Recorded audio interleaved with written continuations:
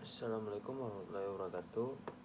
Saya Muhammad Alfareja Rizky Ramadan Haji Husain dengan NPM 073523111117 dari kelas 2F3 ingin melakukan tugas video yang menjelaskan tentang apa itu memori beserta sejarahnya. Jadi langsung saja kita masuk, yaitu pengertian tentang memori komputer. Memori komputer adalah perangkat keras yang digunakan untuk menyimpan data dan instruksi-instruksi yang sedang diproses oleh komputer. Memori ini dapat dibagi menjadi dua jenis utama, memori utama atau RAM dan memori sekunder seperti hard disk atau SSD. Memori utama digunakan untuk menyimpan data dan program yang sedang digunakan secara sementara, sedangkan memori sekunder digunakan untuk menyimpan data jangka panjang yang akan tetap ada meskipun komputer dimatikan. Oke, sekarang mari kita jelaskan sejarah memori komputer. Jadi, yang pertama yaitu tabung hampa udara atau vacuum tube era. Pada awalnya, komputer menggunakan tabung hampa udara sebagai memori. Namun, tabung hampa udara rentan terhadap kegagalan dan memerlukan banyak ruang. Kemudian, drum magnetik. Memori drum magnetik adalah salah satu bentuk awal dari memori komputer yang menggunakan magnetisme untuk menyimpan data. Drum ini memiliki kecepatan akses yang lambat dan kapasitas penyimpanan yang terbatas. 3. Pengembangan memori semikonduktor pada tahun 1960-an. Memori semikonduktor menjadi lebih umum. Ini termasuk jenis-jenis memori seperti ROM atau read only memory dan RAM, random access memory. RAM dinamis atau DRAM. Pada tahun 1970-an, RAM dinamis mulai digunakan secara luas. DRAM menggunakan transistor dan kapasitor untuk menyimpan data secara dinamis dan membutuhkan penyegaran terus-menerus untuk mempertahankan data. Kemudian, DRAM berbasis SD DRAM.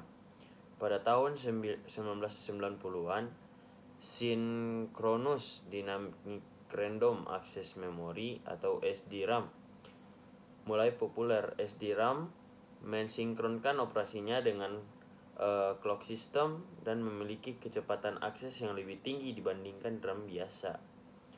Ya, kemudian pengembangan memori flash. Memori flash adalah jenis memori non-volatile yang memungkinkan penyimpanan data jangka panjang tanpa memerlukan daya listrik.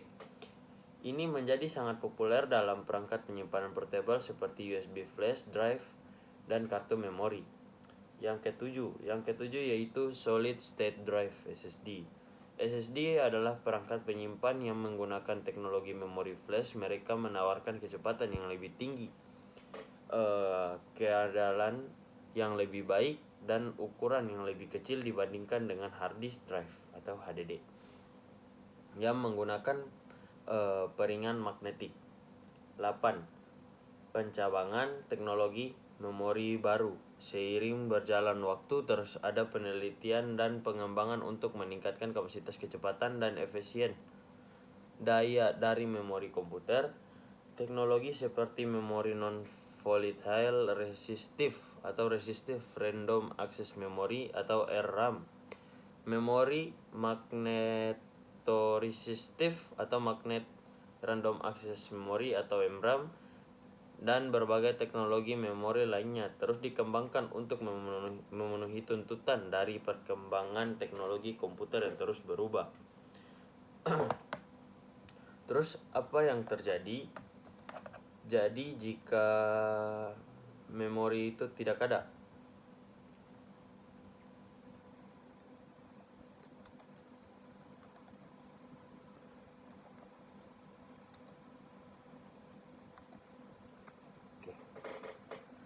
Jadi yang terjadi ketika memori itu tidak ada, yaitu jika komputer tidak memiliki memori atau memori tersebut tidak ada, maka komputer tidak akan dapat berfungsi dengan benar atau bahkan tidak akan dapat berfungsi sama sekali.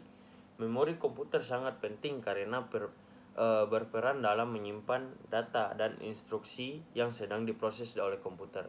Berikut beberapa konsekuensi jika memori tidak ada atau tidak berfungsi. 1. Tidak dapat booting. Komputer tidak akan dapat melakukan proses booting karena tidak ada tempat untuk menyimpan program booting dan sistem operasi.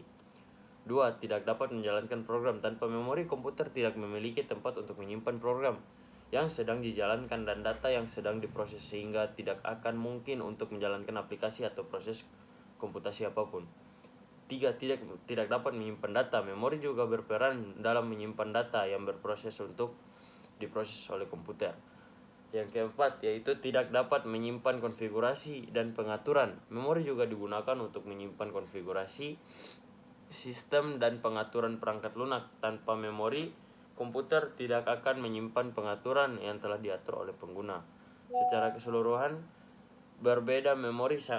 keberadaan memori sangat penting bagi kinerja dan fungsionalitas komputer. Tanpa memori, komputer tidak akan dapat menjalankan program, menyimpan data, atau bahkan booting secara normal. Sekian dari saya, kurang lebihnya mohon dimaafkan. Wassalamualaikum warahmatullahi wabarakatuh.